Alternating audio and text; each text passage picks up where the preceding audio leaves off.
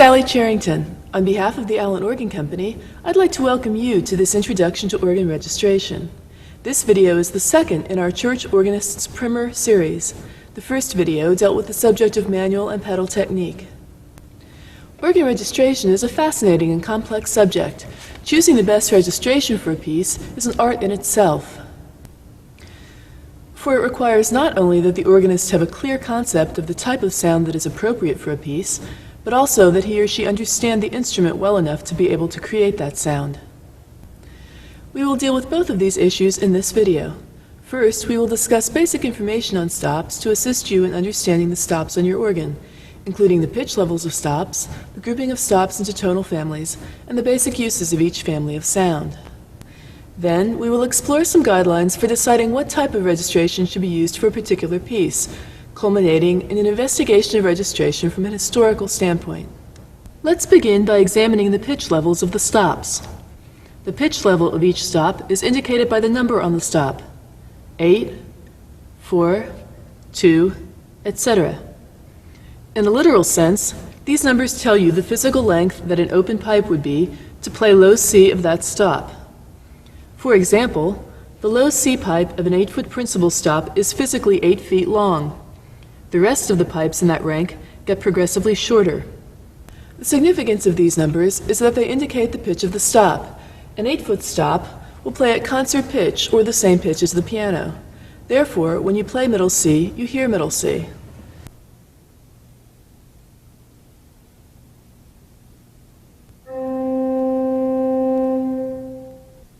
When you select a 4-foot stop, the pipes you are playing are typically half the length of the pipes in an 8-foot stop. Therefore, the pitch will be an octave higher. When you play middle C now, you will be hearing the C one octave higher, not middle C.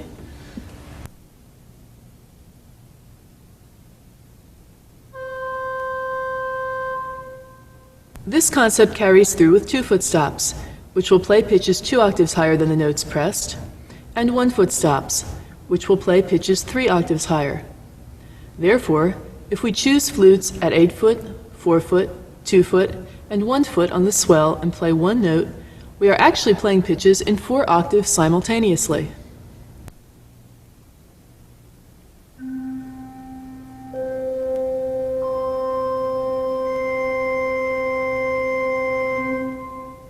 In a 16-foot stop, the length of the pipes has now been doubled, making the pitches lower. Therefore, 16-foot stops sound 1 octave lower than the notes played.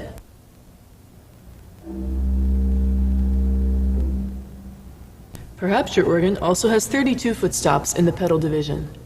These stops rumble at 2 octaves below the note being played.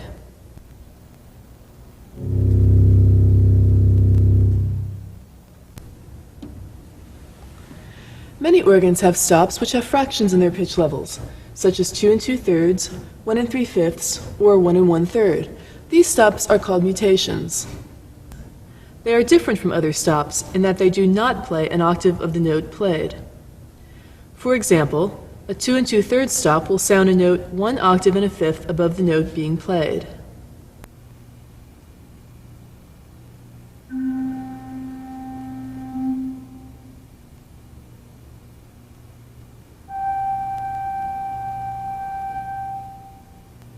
Notice that the pitch you are hearing is the G 1 octave and a fifth above middle C. Stops at 1 3/5 foot pitch will sound 2 octaves and a third above the note played, while 1 1/3 foot stops will sound 2 octaves and a fifth up.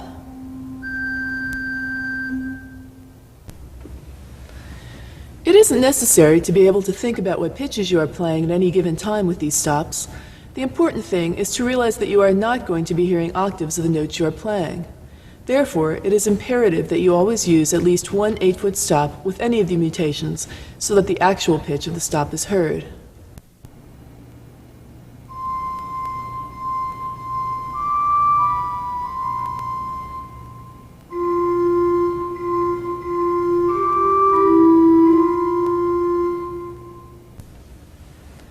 You can think of mutations as color stops.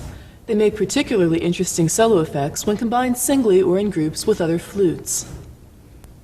For example, the combination of the 8-foot, 4-foot, 2 2/3, 2-foot, and 1 3/5 flutes located here on the swell is referred to as a cornet, spelled like cornet. This colorful solo stop is sometimes called for in solo combinations of Bach's era, but it is just as appropriate for contemporary pieces. Listen to a bit of the cornet in this Bach chorale prelude.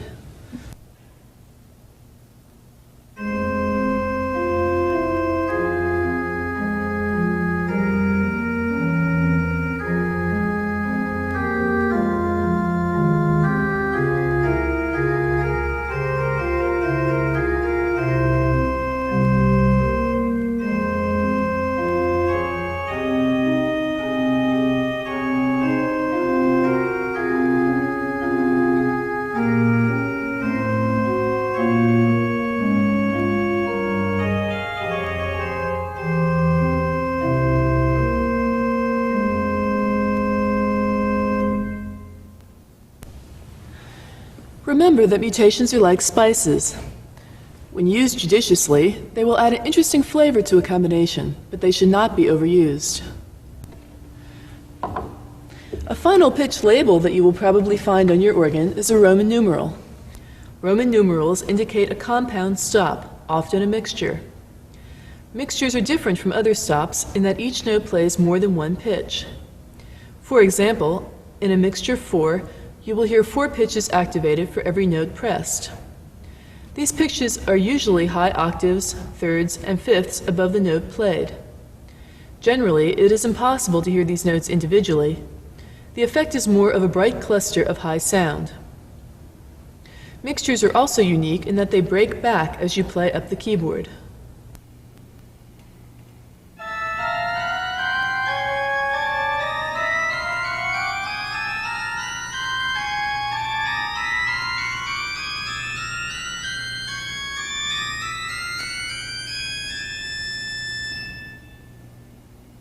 Mixtures are not meant to be used by themselves. Most congregations would not find this a pleasing sound for hymn singing.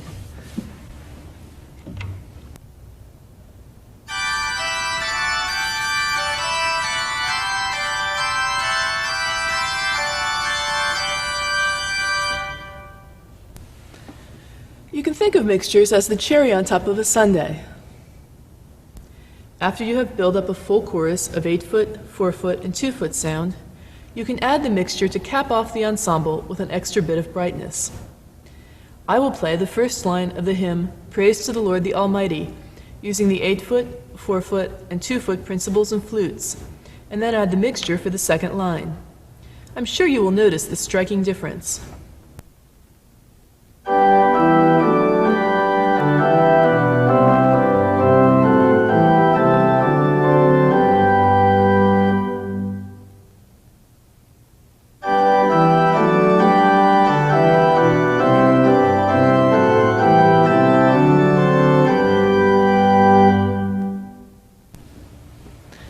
The pitch levels of the stops are an important consideration in choosing a registration.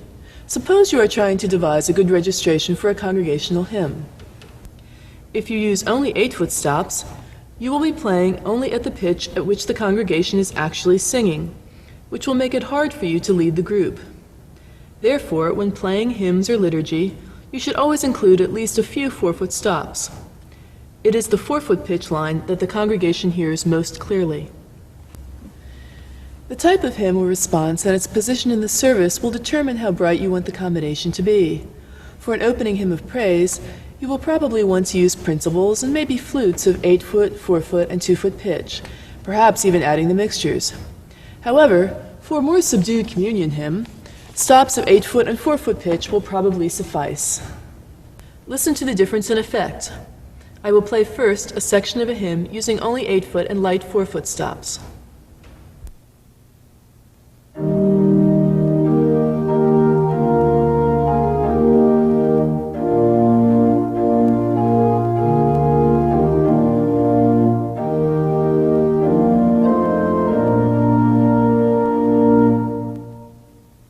Now I will play the same hymn using a much brighter registration. Note the difference in effect that this simple change creates.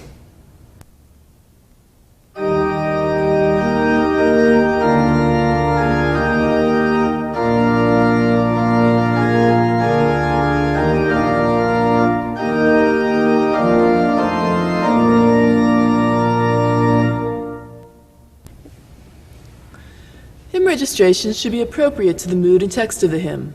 For variety, you should change the registration, even slightly, for each stanza after the first. 16-foot stops need to be treated with special care. In the manuals, be extremely cautious of using 16-foot stops with hymns. They can create a very muddy effect and drag the congregation down, something that most congregations can do very well by themselves.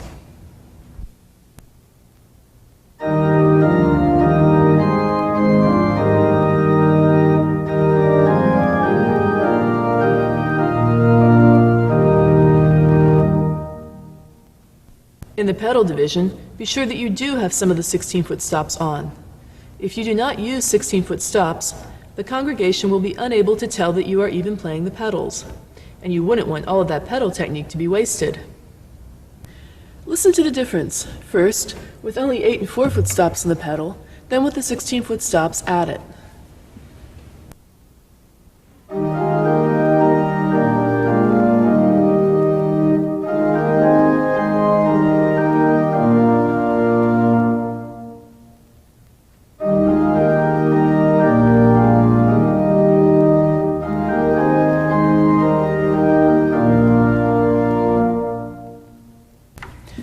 Pitch levels of the stops are also important in solo playing. As we will discuss further in the next section, various combinations of stops at different pitch levels make good solo combinations. However, the solo will often be just a single voice. Regardless of the solo, it is often best to limit the pitch of the accompaniment to 8-foot stops, or at most 8-foot and light 4-foot stops, to provide a better background for the more colorful solo. Now that you have a thorough understanding of the significance of the numbers on the stops, we will turn our attention to the tonal families that are represented on the organ and how they are used. There are 4 basic families of tone: principals, flutes, strings, and reeds. All of the stops on the organ fall into one of these categories. Contrary to popular opinion, the stop names are not in different languages to confuse the organist, but rather to indicate the country of origin and tonal characteristics of a particular stop. For example, an experienced organist knows that a trompette, a French trumpet, will sound different from a Spanish trumpet, even though both are trumpets. Let's look at each of these families individually, beginning with the principals. The principals are the foundation of the organ's sound. Unlike flutes or strings or reeds, we cannot relate principals to any orchestral instruments. They produce a sound unique to the organ.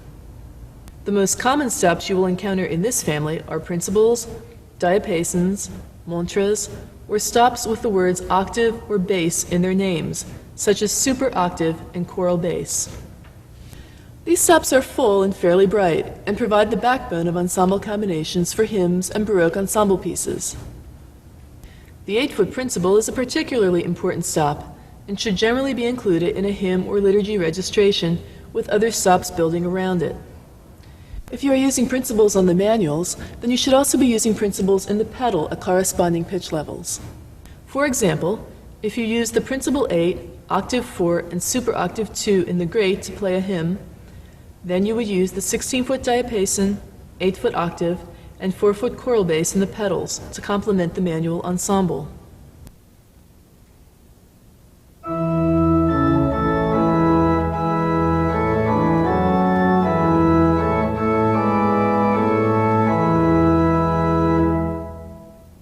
The mixture is also built from principal tone. The combination of the mixture with the great principal chorus is a clean, bright combination for festive or polyphonic music, such as this Bach prelude.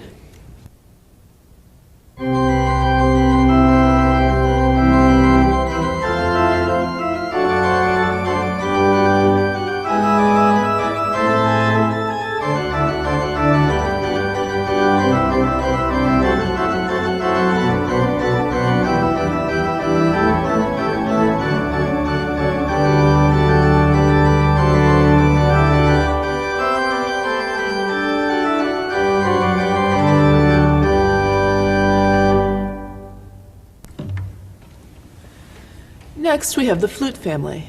Flutes come in two varieties, open and stopped. The stopped flutes have this stopper in the top of the pipe. Flutes have a wide variety of names, such as gedeckt, bourdon, or any German name that has the suffix flöte on the end, such as Hohlflöte or Blockflöte. Many of the French flutes have the word flûte at the beginning, such as the flûte à bec. Usually there are quite a few flutes on an organ, and they are very flexible and useful stops. They can be used in combination with principals to create a rounder sound for a hymn, or as accompaniments for solo stops or choirs, particularly junior choirs. Flutes also make wonderful solo stops, used either one at a time or in groups. You may find that you have a good 8-foot solo flute, but you might also try using a 4-foot flute by itself as a solo voice.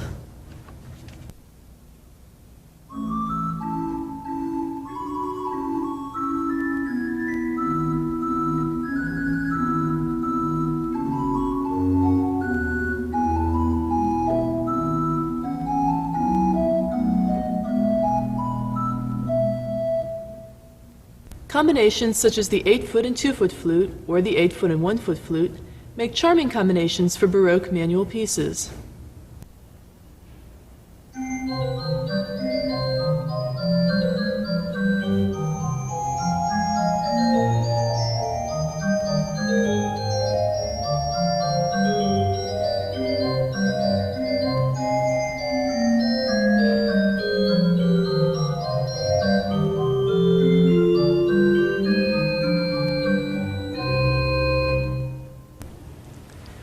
Don't forget that the mutations, which were discussed in the previous section on pitch levels, are also effective in flute solo combinations. Usually there are only a few stops in the string family of an organ. Remember that these are organ strings. They are not meant to imitate orchestral strings.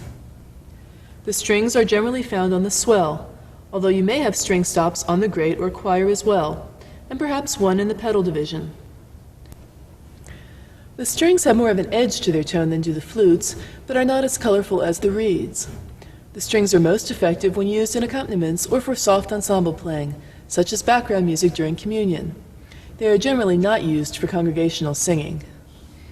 Perhaps the most beautiful use of the strings is to add the voix celeste to create a warm string sound.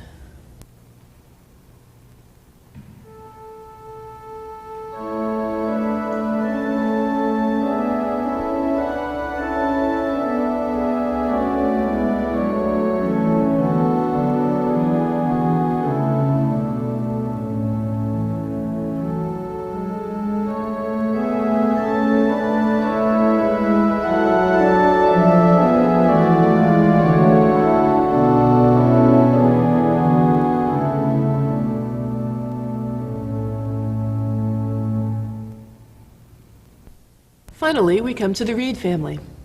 You may have noticed that the principal, flute, and string stops are organized together by pitch level at the console. The reeds, however, are grouped by themselves in each division. On a stop tab organ, the reeds are to the right of the other stops in each division, while on a draw knob organ, the reeds are at the top of each division. The reeds encompass not only the reed instruments of the orchestra, oboes, clarinets, etc., but also the brass instruments, such as trumpets, horns, and trombones. This is why we don't speak of brass stops on the organ. Some reeds work well as solo stops. Others are usable in ensembles, while some reeds will function in both capacities. For example, the crumhorn found in many organs is a very colorful stop that works well as a solo voice, but does not blend well in an ensemble. Like certain singers that you may have in your church choir, who do well as soloists, but stick out like sore thumbs when placed in the middle of a group of singers.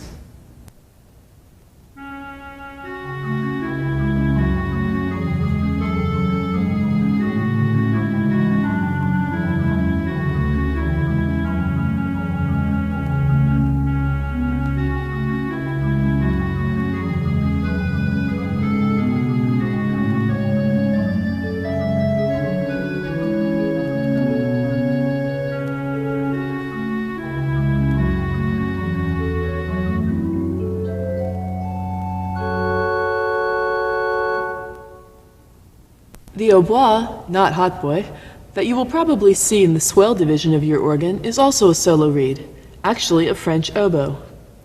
The other reeds on the swell, the basson 16, trumpet 8, and clairon 4, can be used either individually or as a group to create a dramatic brass ensemble effect.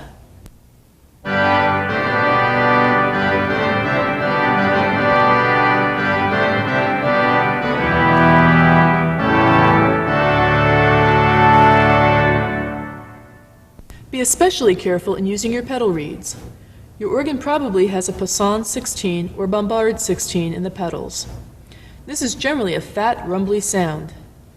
It is very effective in a big combination, where it adds some snarl to the pedal sound. However, it should not be used until you have built up the organ to a full, bright sound, or it will sound too obtrusive.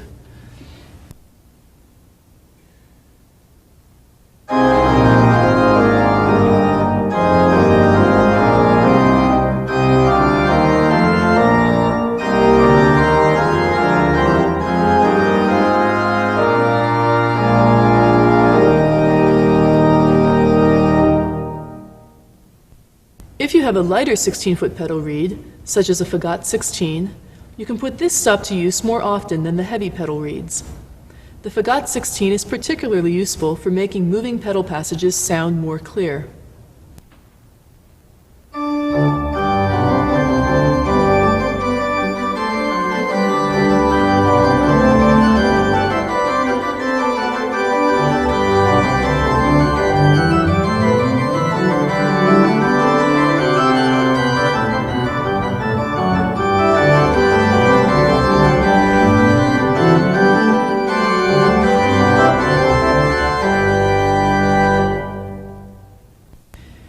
Foot and 4-foot pedal reeds, particularly a 4-foot pedal reed such as a Chalmai 4, are used most often in pieces calling for the melody in the pedal, such as some of the Bach chorale preludes. On organs where such pedal stops are not available, it is often possible to couple solo stops from a manual division to the pedal division. These stops might not be used too often in normal Sunday playing.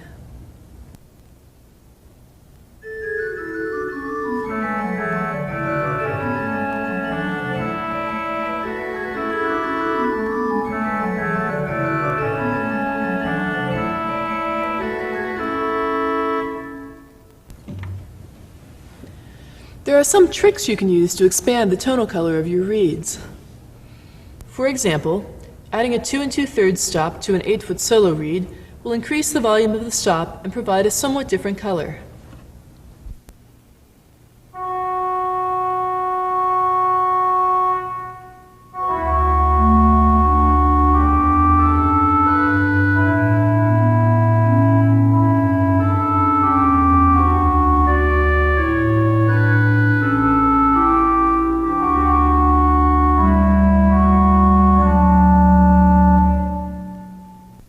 Adding an 8-foot flute to an 8-foot reed will make the reed sound rounder and give it more of a horn quality.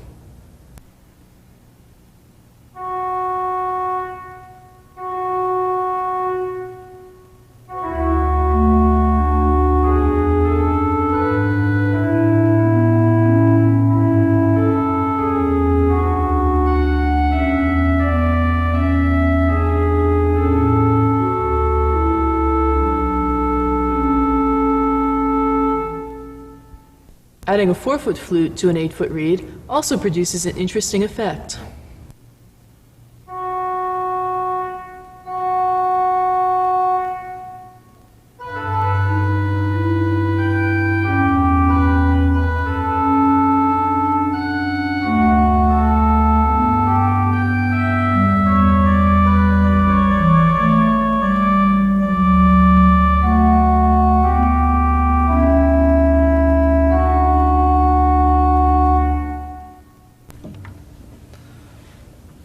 Imitative reeds, such as clarinets and oboes, will sound most like their orchestral counterparts when they are played in the normal playing range of the corresponding instrument.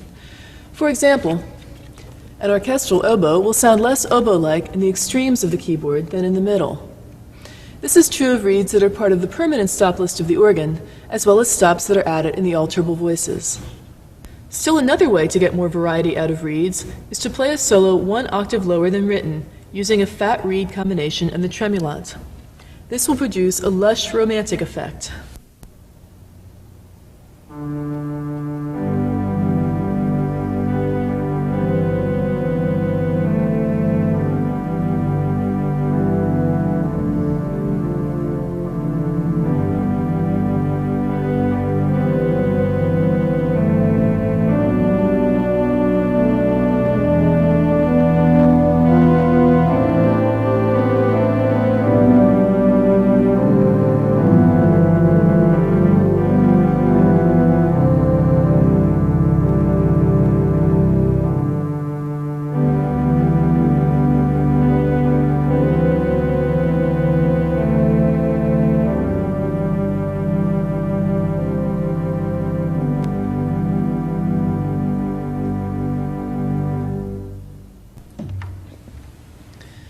One final way to expand your tonal resources, particularly if you do not have a card reader, is to try playing stops in different registers than you would normally. For example, if you need a stop with a trumpet-like quality to play a solo voice on the swell, and you want a departure from the trumpet, try playing the melody on the basson 16. You will need to play the solo one octave higher than written for it to sound in the proper octave, but since each stop is completely independent, you will get a tonal color different from that of the trumpet. You can try the same thing with the clairon 4 by playing the melody one octave lower. For example, here is a short melody played on the trumpet 8.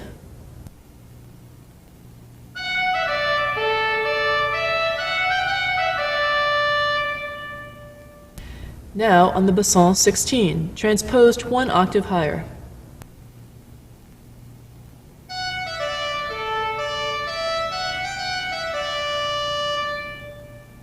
And finally, on the clairon 4, played one octave lower than written.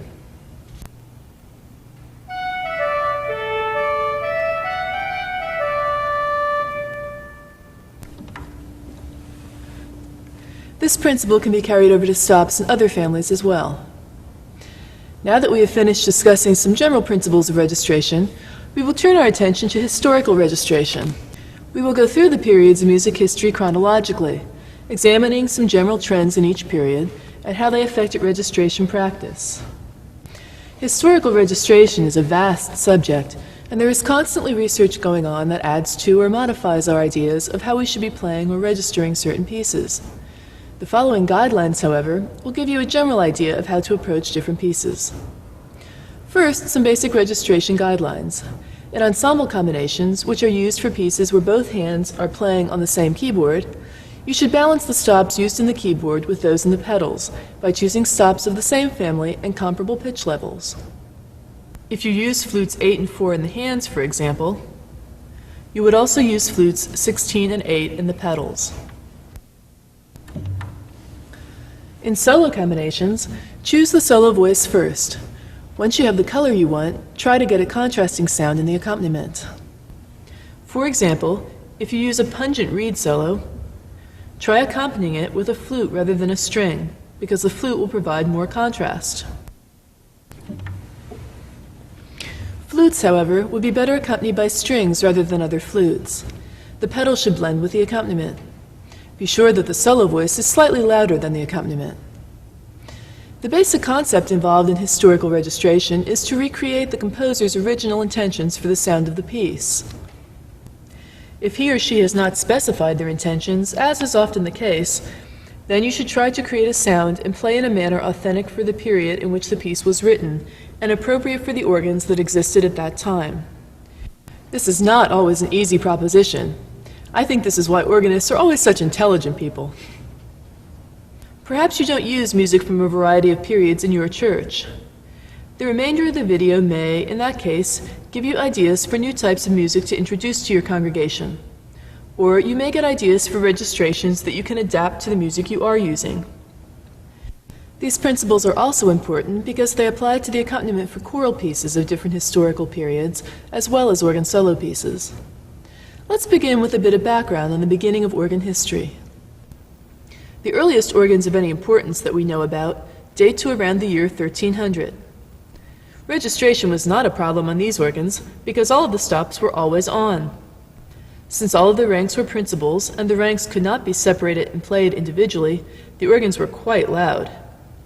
In fact, one person writes of being able to hear the organ at Winchester Cathedral in England, an early organ of about 50 ranks, from 4 miles away.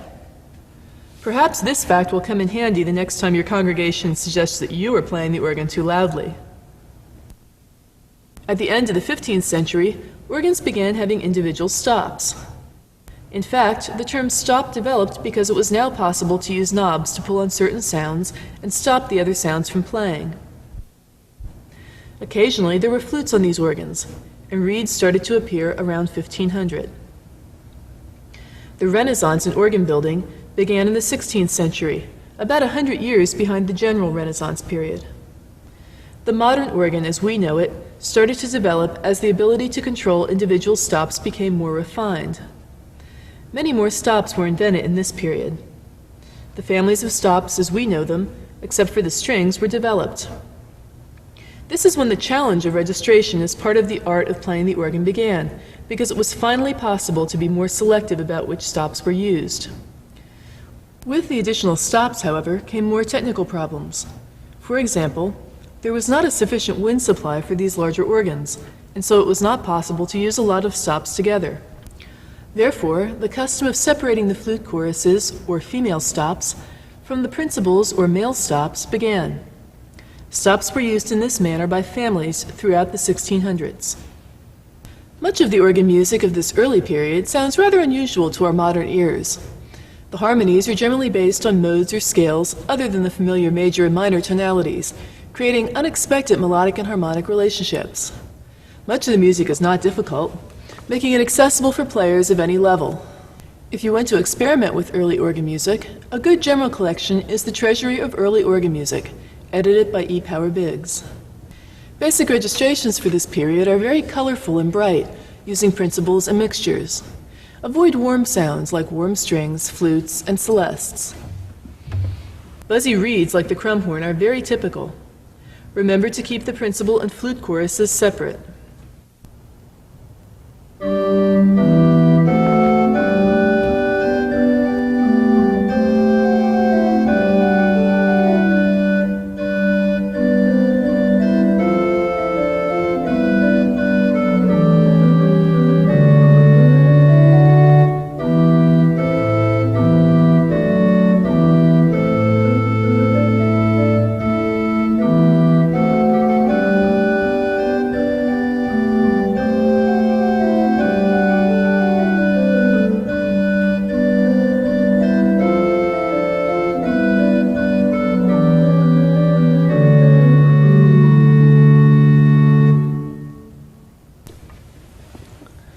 Next, we move to the Baroque period, the golden age of organ music, which extends from about 1600 to 1750, depending on the country.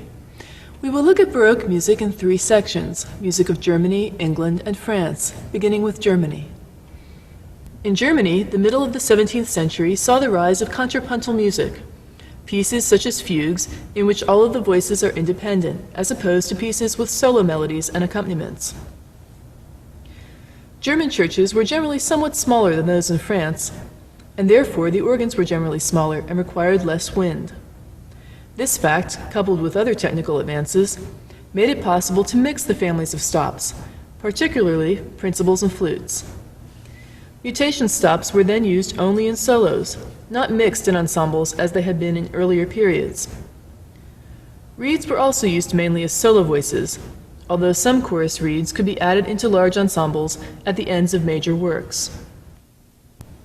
There is a huge quantity of music available from this period and a variety of difficulty levels. Many composers are represented, such as Pachelbel, Walter, Zachau, Buxtehude, and J.S. Bach. If you purchase music from this period, however, be sure to select an edition that is well edited.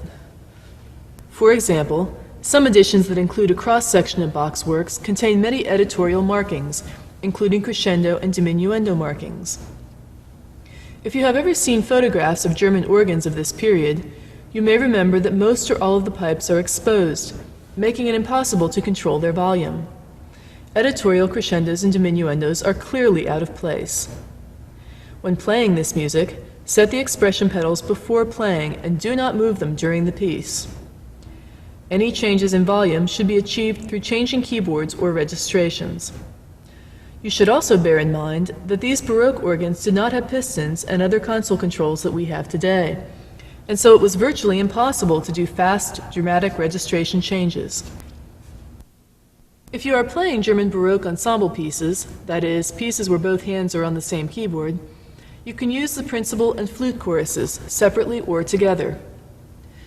If you use the two choruses in combination, you may wish to leave off the 8-foot flute on the grate if it is a heavy stop. Generally, the keyboards should not be coupled together so that the contrast between keyboards is more marked.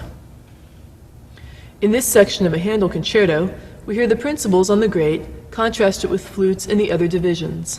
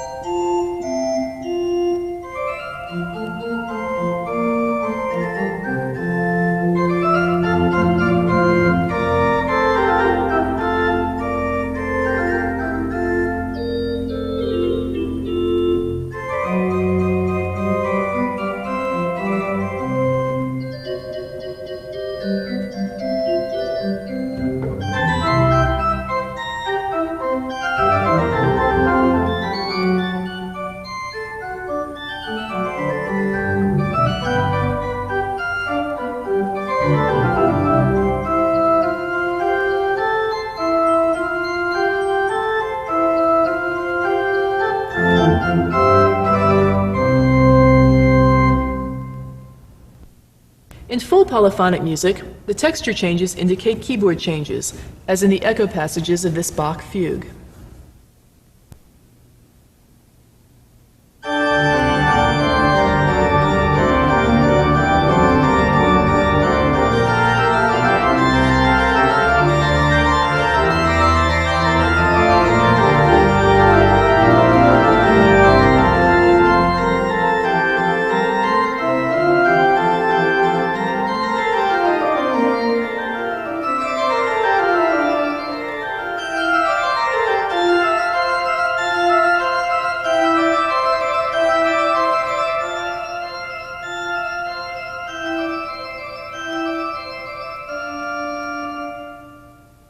The solo voices for this period include the cornet, which was discussed earlier, consisting of flutes at the 8-foot, 4-foot, 2 2/3, 2, and 1 3/5 pitch levels.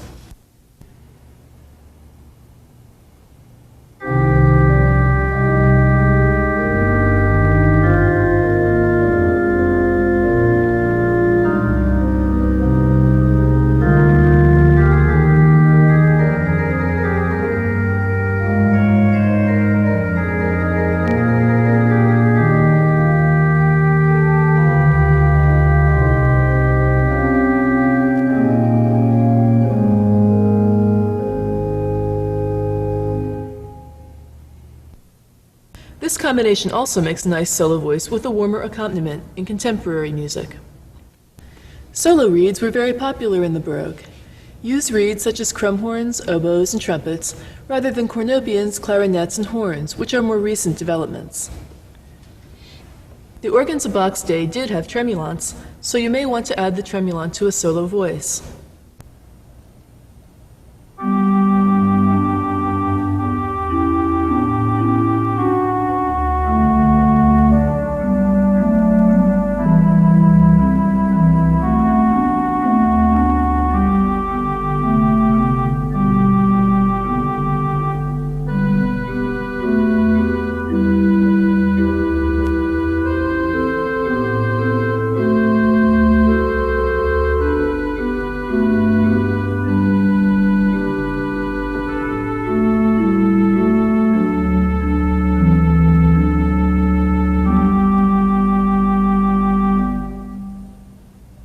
Now is a good time to use the 4-foot reed you may have in your pedal division. Bach expressly requests one of these stops in several of his chorale preludes, such as this dance-like piece using the Schalmei 4.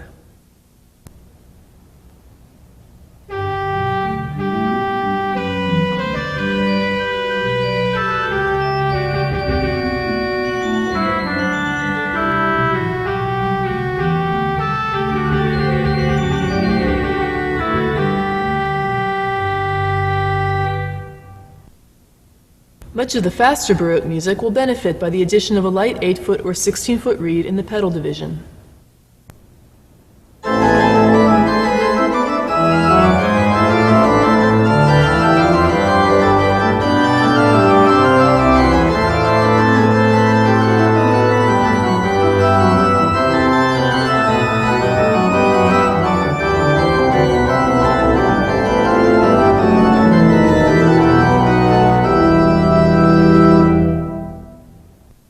Remember that you are striving for a clear, clean sound for this music. Don't give in to the temptation to add strings and celestes. In England during the Baroque period, the organs had no pedal boards. Therefore, this music is for manuals only, making it ideal for organists who are uncomfortable with their pedal technique. Oxford University Press has published several collections of music for manuals only. Many of the pieces in these collections are excellent for service use. The registration for these pieces is often provided and basically consists of flutes and principals with an occasional trumpet or cornet solo.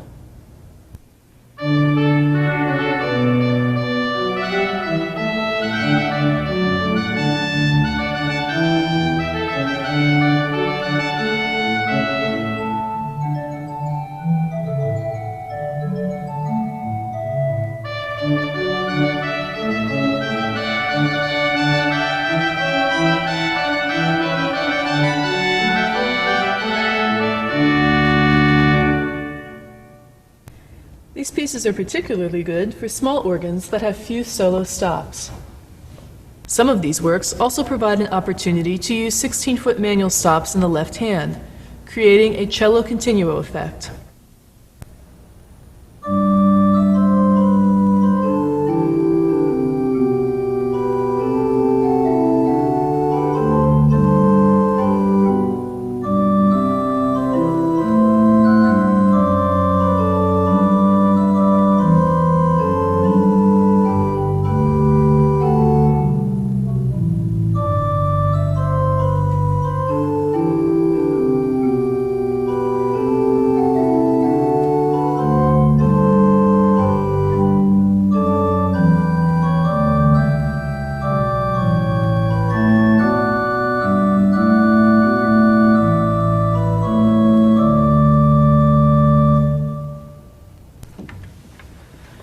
Meanwhile, back in France, things were moving a little faster in the Baroque than in Germany. The scaling of the pipes for the large French churches made large demands on the wind supply, so the organ was separated into two sections, the grand jeu and the plein jeu. The grand jeu consists of reeds, flutes, mutations, and cornets, while the plein jeu consists of principals and mixtures. Therefore, in France, the division between principals and flutes continued through the early 1800s. The organs in France gradually became larger, and many interesting solo stops appeared. It should be noted that there is technically no such thing as French Baroque organ music. In France, organ music from the Middle and Late Baroque and Rococo periods, that is, from approximately 1665 through 1770, is called French classical. This distinction applies only to French organ music. The main French composers of this era were Niver, Titlouse, Clérambault, Raison, Couperin, Daquin, and Dandrieu. The pieces are not particularly difficult. Many involve no pedals or a very minimal pedal part. The music is often highly ornamented, reflecting the excesses of the Rococo. When registering French classical music, keep the plein jeu and grand jeu stops separate. Use a lot of color changes. Whenever possible, it is easiest to achieve this by changing keyboards rather than by changing pistons. Often the music is quite explicit as to what stops are desired, as in this segment of a piece by Raison.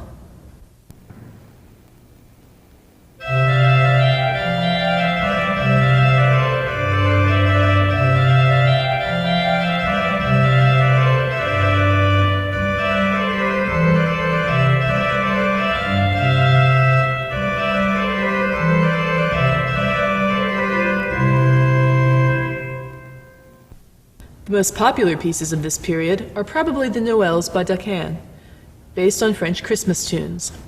The Swiss Noël is one of the most widely played.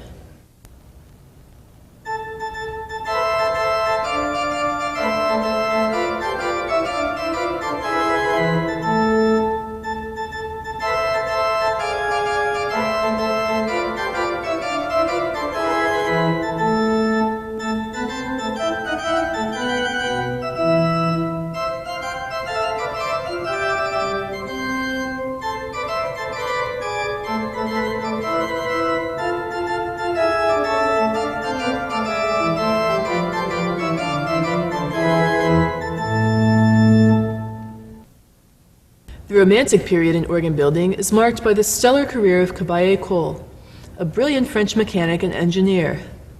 Cavaillé-Coll developed great winding systems, which meant that at last the divisions of the organ, the plein jeu and grand jeu, or basically the principals and flutes, could be mixed. He built his first organ in 1841, the start of the French Romantic organ tradition. In this tradition, the organ became more symphonic. Strings were introduced, there were fewer mutations, and more colorful orchestral solo stops appeared. The tradition continued into this century, when the French Romantic school of composition, begun by César Franck, really blossomed and led eventually to various schools of contemporary compositions. Major composers of the French Romantic and post-Romantic traditions include Franck, Vierne, Widor, Alain, Mullet, Dupré, Langlais, and Duruflé. Use of the expression pedals is an important element in this music. Because the consoles were much more comprehensive, it is appropriate to use more piston changes in an orchestral approach to registration. You can incorporate strings and celestes, and the reed stops that were new to this period, such as the clarinet, can be very effective.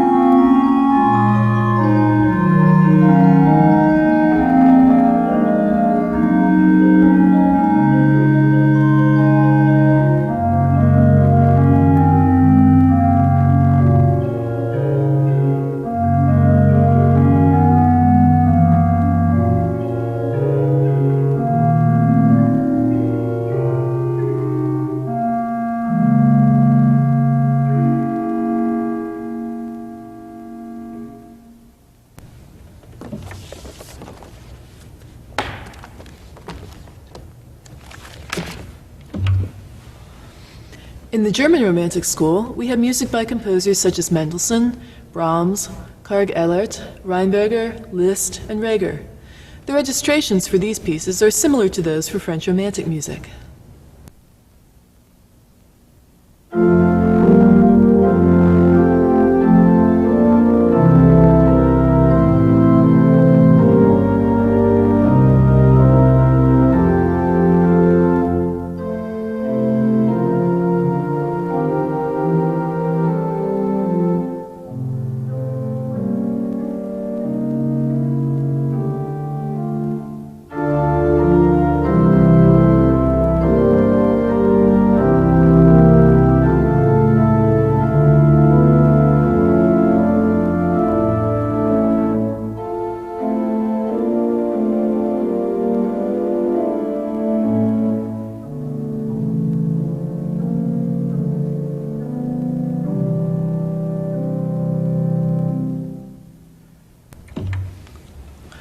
In the 20th century, organ literature has moved in many different directions. The French Romantic tradition, for example, produced, among other things, large organ symphonies, which include some of the most exciting pieces in the organ repertoire.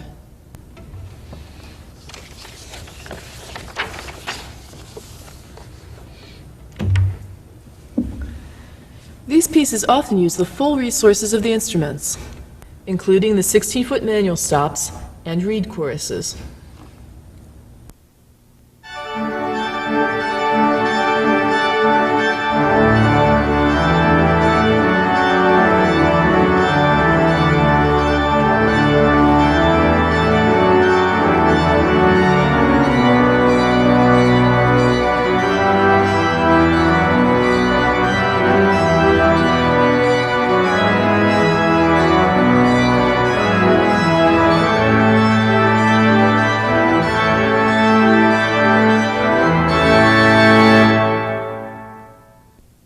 Many composers have taken a neo-romantic approach, using romantic techniques with more modern harmonies and contemporary melodies, while others have adopted a neo-Baroque approach, adapting the style of Bach to modern hymn tunes. There is a huge body of literature written in this century based on hymns. Most of this music can be registered according to the composer's expressed intentions, which are usually indicated much more clearly than in earlier music. Some contemporary composers for the organ have tended to exploit the instrument's wide range of tonal colors. For many contemporary organ pieces, registrations and registration changes are clearly indicated in the score. Simply remember that if you do not have the suggested stops on your organ, you should substitute stops of the same family and pitch level. A final suggestion, however, is to take a creative approach when playing music from organ volumes where only very basic registrations are provided. You probably have at least one organ volume in your collection in which most of the suggested registrations consist of diapasons 8. This is often done to make it easier to adapt the registrations to any organ. Here is a good opportunity to be creative, particularly if your organ has a card reader. Many of the stops included in the alterable voices do not commonly appear in suggested registrations. However, many of these alterable voices are solo voices. Look for the melody in the piece and select an alterable voice whose natural register complements that of the melody. For example, melodies in the tenor often work well using cornopian or horn cards.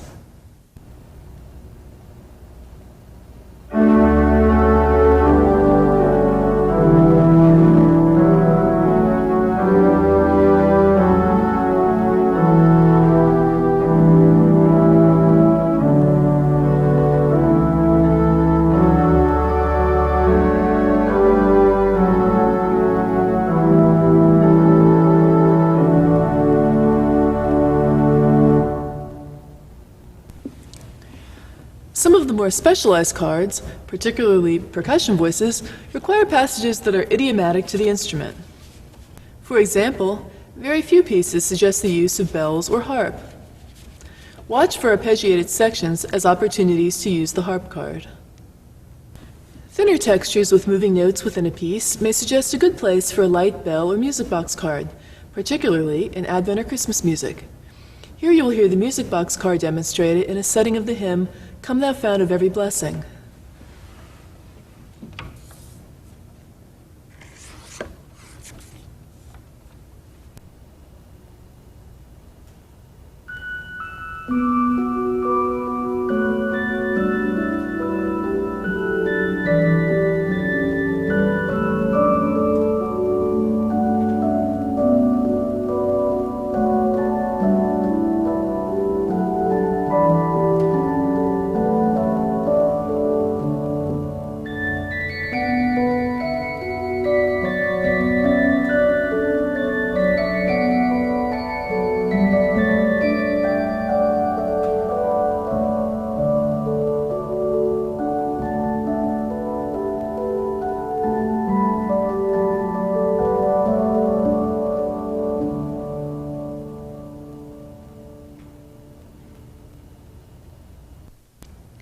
Of course, the more traditional voices in the alterable voice library can be used to play literature of any period, using the guidelines given above.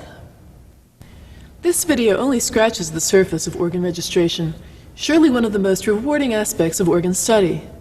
Your ability to register appropriately and sensitively will determine in large measure your ability to communicate effectively through your instrument. You cannot know too much about organ registration. Your ability to use the resources of an organ in an authentic and creative manner can make the difference between a mediocre and an exciting performance.